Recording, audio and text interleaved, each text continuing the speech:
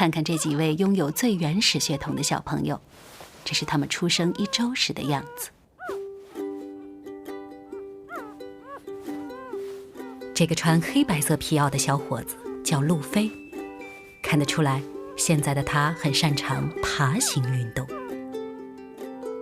这2位穿灰白色大衣的朋友是小亨和小哈，除了喝奶，他们在拍摄过程中毫无波澜。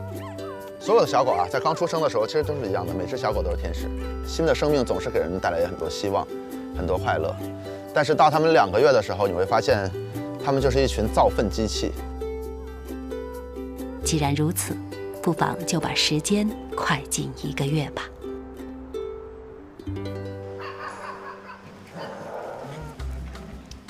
造粪没有拍到，但这个阶段的小哈士奇的确是挺能造的。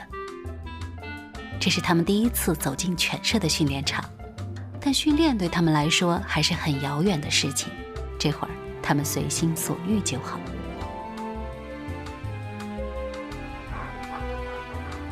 有玩具加持，小亨小哈迅速放飞了自我，而路飞只想紧紧依偎着他的法斗。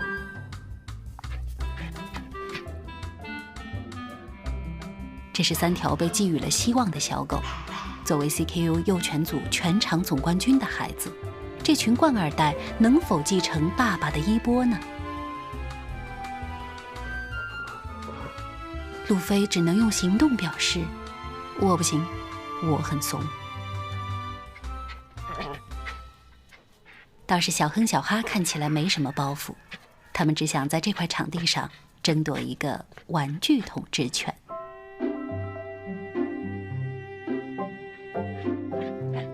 路飞可能觉得脸上有点挂不住，于是暂时离开了心爱的法斗，也想来分一杯羹。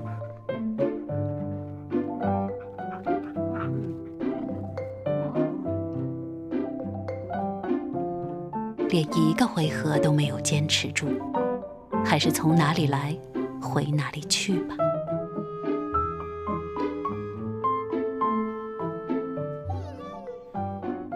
就像人类常说3岁看到老，那么从目前的表现来看，未来的赛场也许是属于哼哈2将的。